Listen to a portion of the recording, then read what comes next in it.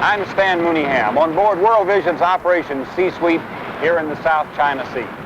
And I want to tell you a story. It's a story of extraordinary courage, of danger, of heartbreak. When Southeast Asia fell to the communists in 1975, there were thousands of families who, prizing freedom above everything else, put the most precious cargo they had, their wives and children, into frail fishing boats and set sail on these open seas for anywhere. They've been fleeing in numbers of up to 5,000 every month.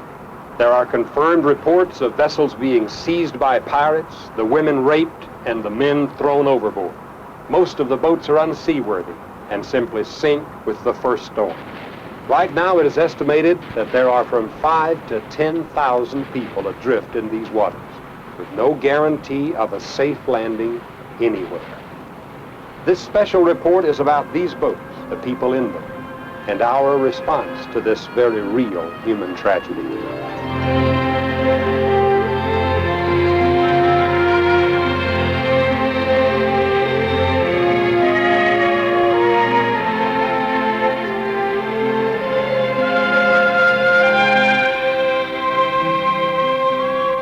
I've been investigating this problem on 3 continents for 6 months. And the thing that has distressed and disturbed me is that, for the most part, the international bureaucrats and the governments of the world treat this problem as if it didn't exist, and they wish it would go away. It is this indifference and cynical neglect that has brought World Vision and this ship here to the South China Sea. And I believe you will want to join with us, because during the next few minutes, you're going to see firsthand how you can help those who are helpless. You can begin right now by calling the number on your screen and making a gift of $10 a month or whatever you can give. If the rest of the world can stand by unconcerned while thousands of people perish who might be saved, we cannot. I think you'll see why when I tell you how it all started.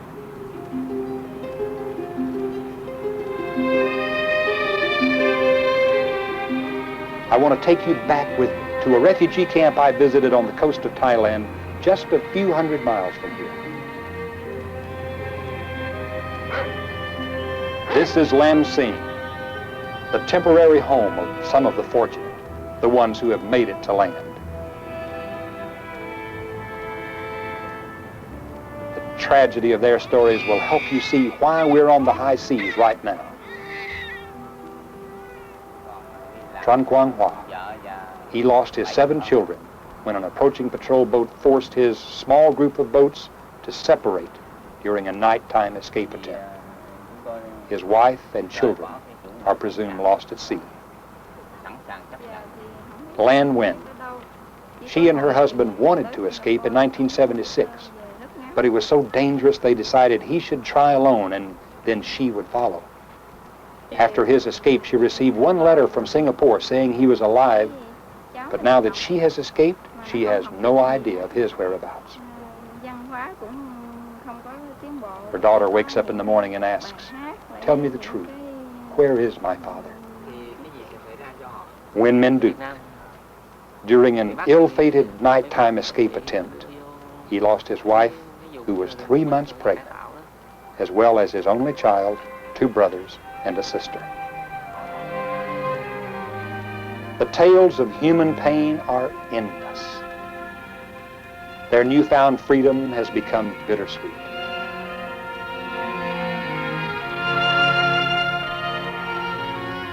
Now they can only wait and hope.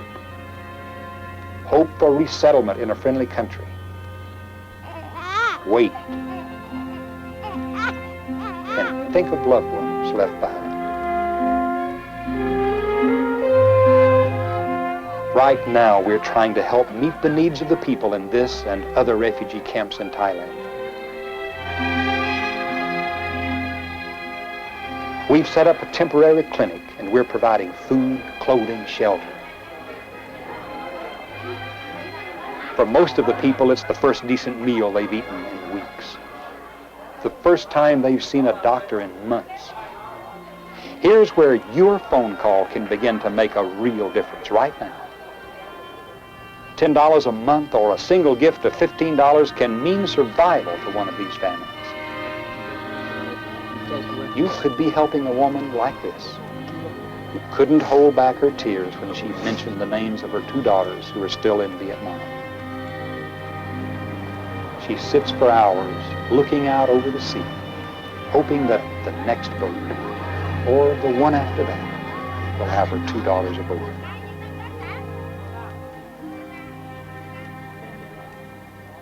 Oh, I see. So they left it. I knew that my life and our plans could never be the same after talking to the people at Lam Sing.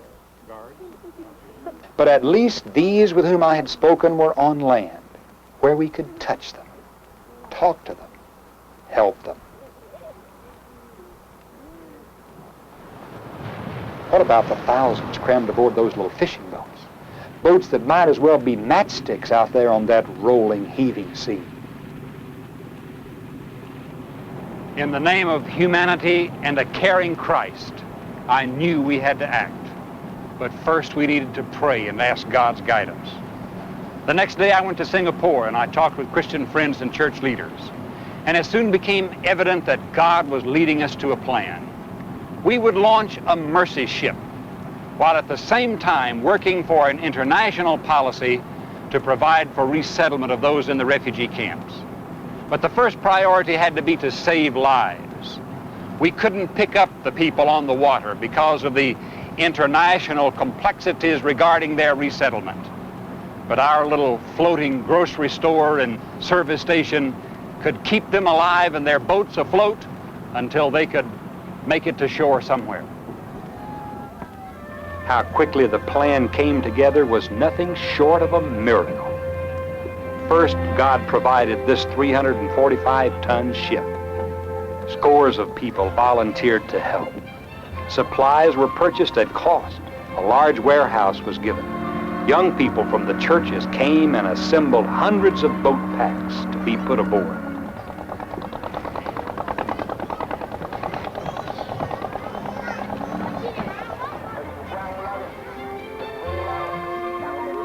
Each pack is a kind of survival kit, containing a 44-pound bag of rice, noodles, canned goods, a small charcoal stove, blankets, simple medicines, cooking and eating utensils. Enough life-saving supplies to help a family of 5 survive for 1 week. In less than a month after my visit to the camp at Lam Sing, Operation Seasweep was launched and on its way. This is not the first time World Vision has moved into action in emergency situations. For over 27 years, in every major world crisis, we've been helping people like you help the forsaken, the forgotten.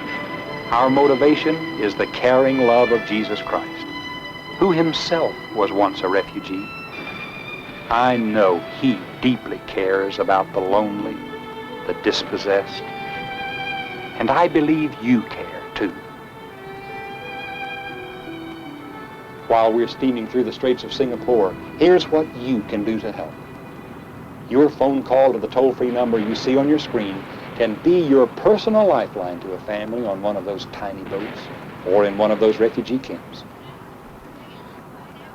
$15 can help one family in a camp. For $35, you can provide one of these boat packs that can mean survival for an entire family while they're at sea. For the operation of our mercy ship, as we search for the stranded, the helpless, we need continuing gifts of $10 a month. Whatever you can give, large or small, call now, so we can put it to use to rescue these who are risking their lives to reach freedom.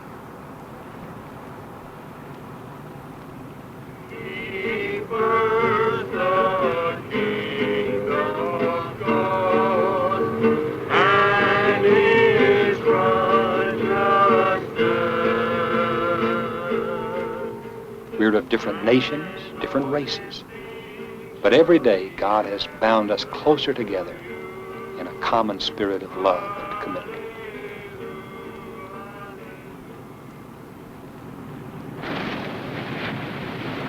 Bert Singleton spent 6 years in the Navy as an electronic scientist and physicist. After a successful career in the aerospace industry, he wanted to serve his Lord in humanity. And he joined our World Vision headquarters staff in California, He was the perfect man for this special assignment as our team's captain. And we're making approximately 6.2 knots, so we turn back at midnight tonight. Part of his task is calculating the best routes to intercept the freedom boats leaving Vietnam. Our interpreter, Van High, had himself escaped Vietnam in a fishing boat in 1975. He understood more than any of us the terror on these waters. I really did not dream that I would be here on board this ship. Our doctor graduated from the University of Singapore 5 years ago. Since then, he's had a good government medical practice. And in order to come with us, he had to resign his position with the knowledge that he would lose all seniority. But he made the decision because he felt God wanted him on this ship. Hong Min Lee is a registered nurse, as is Chi Lee Kuen. They're using their vacation time to be on call around the clock here in the middle of the South China Sea. When we get back to port, 2 more nurses on vacation will take their place.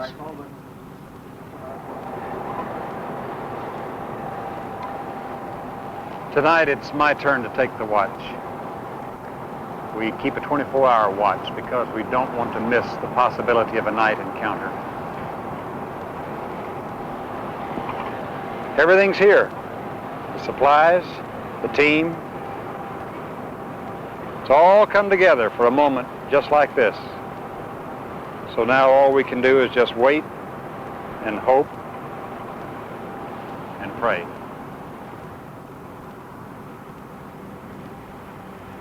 It's difficult to wait, especially if you care. And God has given us people for this mission who care deeply.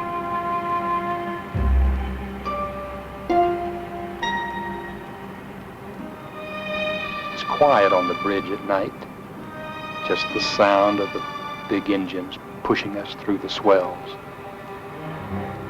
There's time to think, to doubt. Will we really find the people who need us before it's too late?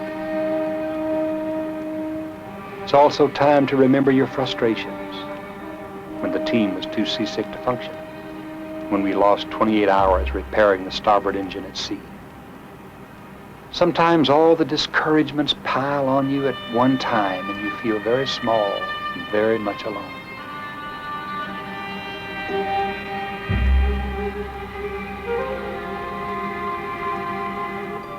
Sometimes you'd like to quit, but then you remember the little boats and the people in them, and you turn back to the radar screen and keep on.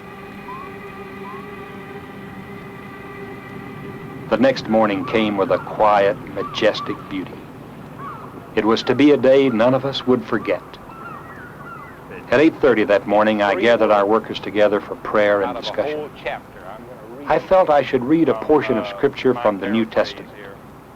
It was about a sea voyage taken by the Apostle Paul.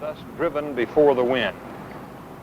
And I think the key verse in this whole chapter is right here in verse 25, when Paul said to those sailors, "So take courage, for I believe God." You know, when we started this operation, we didn't get any encouragement from official sources. I didn't find anybody who officially would say, well, you know, we wish you well. It seems because that the world treats with almost cynical disregard these refugees, and they just don't want to be faced with the additional problem of having more of these people in the refugee camps that they're going to have to resettle. But you know, I really believe, and this is where I've had to anchor my trust and anchor my faith in this whole operation, is in these 3 words: I believe God.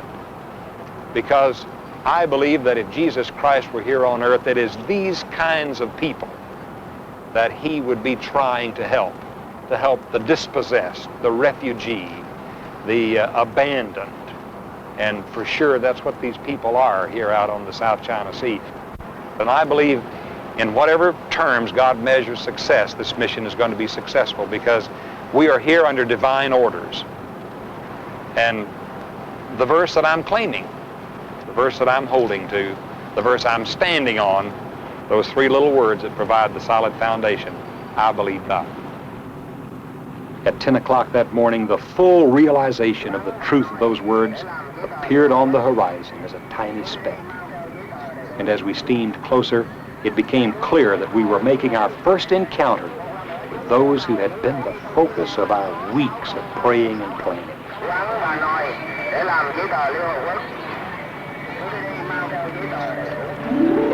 To finally see those faces, to know we're close enough to help. The excitement aboard our ship was electric. The captain comes on board and Bert gets right to the point of meeting their needs. The United States who have come out here to help refugees, okay? We will give you fuel and water and food. If you have anybody aboard that is sick, very sick, They're just getting seasick, sir. the captain has to charge them up.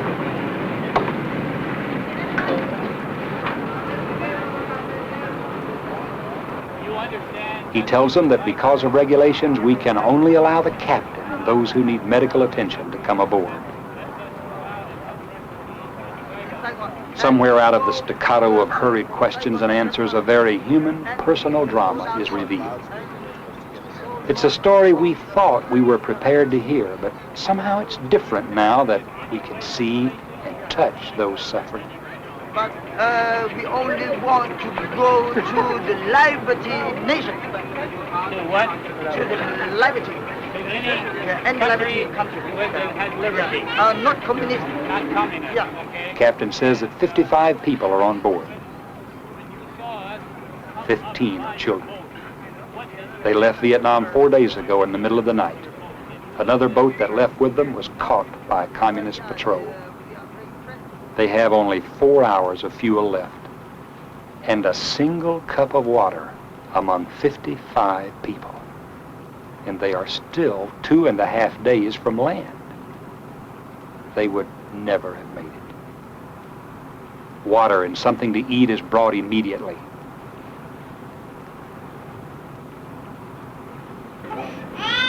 Nine people, including children, are taken aboard for immediate medical care. Fuel is loaded aboard the little vessel. Boat packs with food, blankets, medicines are distributed. Bibles are put into the hands of every person, and the Christians among them eagerly open the Word of God. Finally, we give them a fiberglass lifeboat, just in case they have an emergency before reaching shore.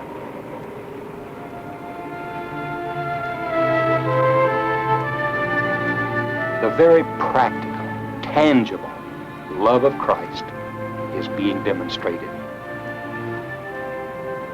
And for a moment, two boats from two different worlds are bound together by real compassion and caring. And it's worth it all. This is the kind of caring you can be involved in with a call to the number on your screen. This is the captain's third escape attempt. On his first try, he had to buy a fishing boat, but the owner of the boat told the police about his plan, and he spent 6.5 months in jail. The second time he tried, he had engine trouble, was caught again, spent another 5.5 months in jail. On this, his third try, he bought this small, decrepit riverboat. No one suspected he'd have the courage to take it on the open seas. He said he knew the boat wouldn't last long, but he would rather die at sea than live under communism. The navigator of the boat tells us he's a fisherman, and that his own boat and all his property were confiscated by the government. He says it took him 3 months of searching along the Vietnam coast to find a safe place to escape. His wife says that rather than have her children go to the communist schools, she decided with her husband to leave. Her parents and all her brothers and sisters are still in Vietnam. This grandmother says that above all, she trusts God, and that all during the 4 days she prayed for a ship to help them. we were the answer to her prayers.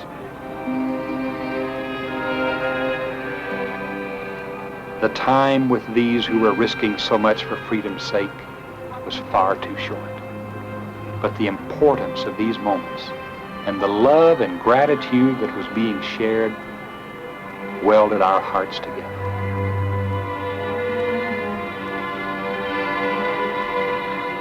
We had become brothers, sisters.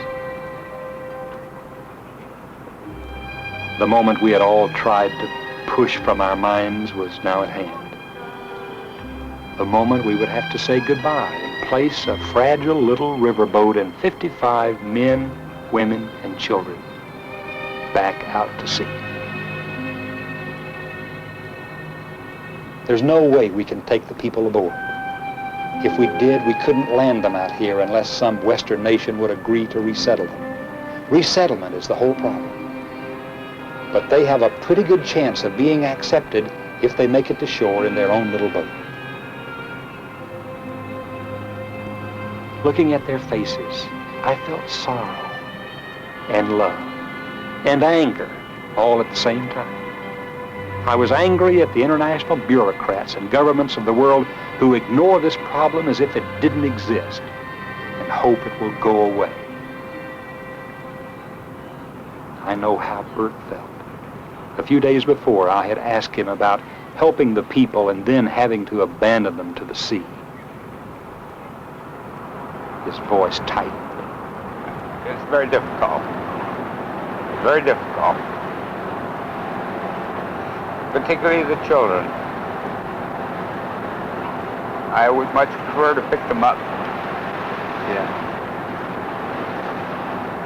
Particularly when the weather is bad. You know, many of the boats are very overcrowded and very small. And you know that the probability of their reaching shore successfully is very small. And so it is very difficult to leave them here. Yes.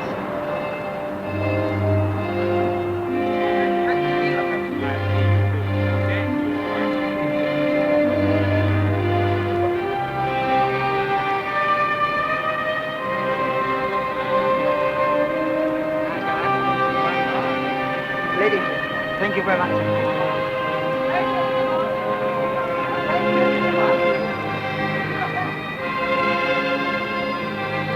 And so it was.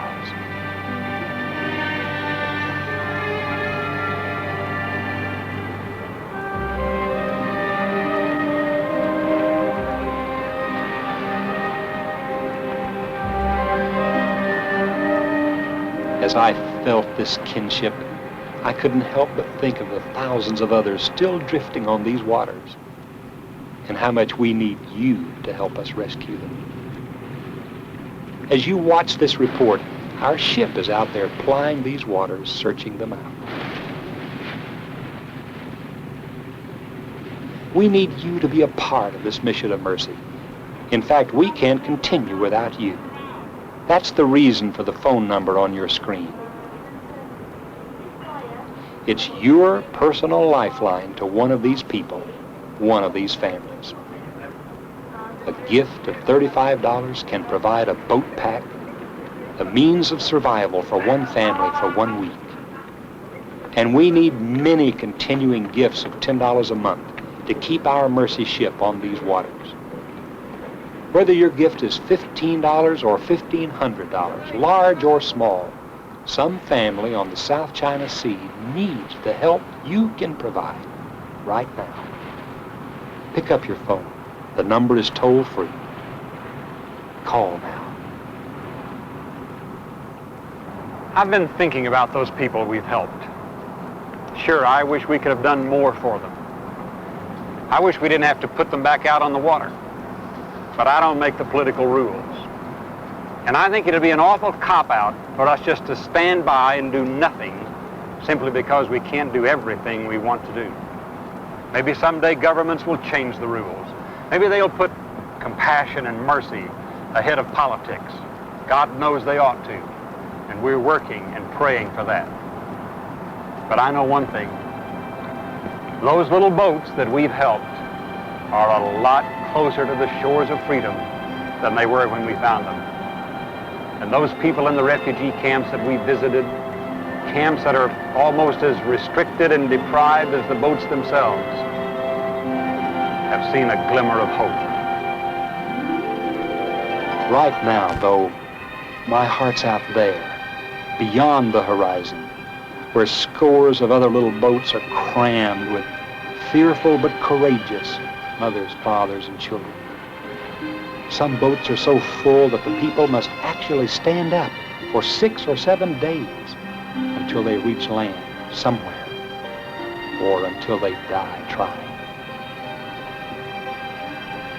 We know that many commercial ships, perhaps for the first time in history, have refused to stop and give aid to vessels in distress because of the politics of this situation. But I promise you one thing.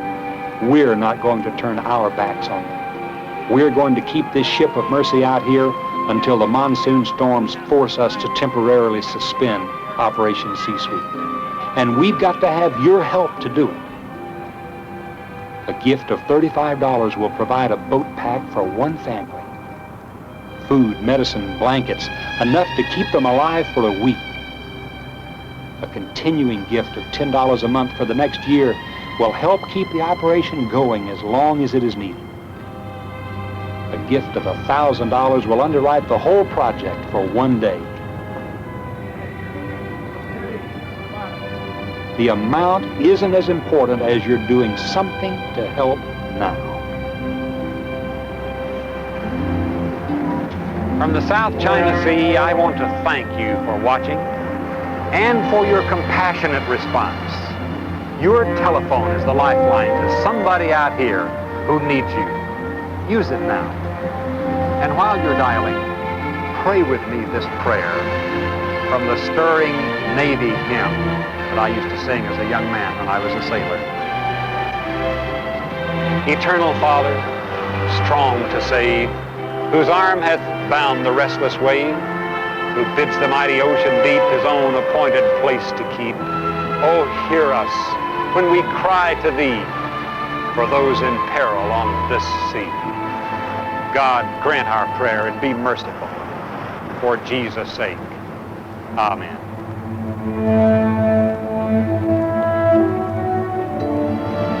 If you have dialed and are having trouble getting through, please try again. Write down the telephone number now. Our lines will be open after we leave the air. We'll wait for your call. And if you would like to, you may respond by writing. Just address your letter to World Vision, Box O, Pasadena, California. That's World Vision, Box O, Pasadena. For the sake of those who wait for our help, respond now. Thank you.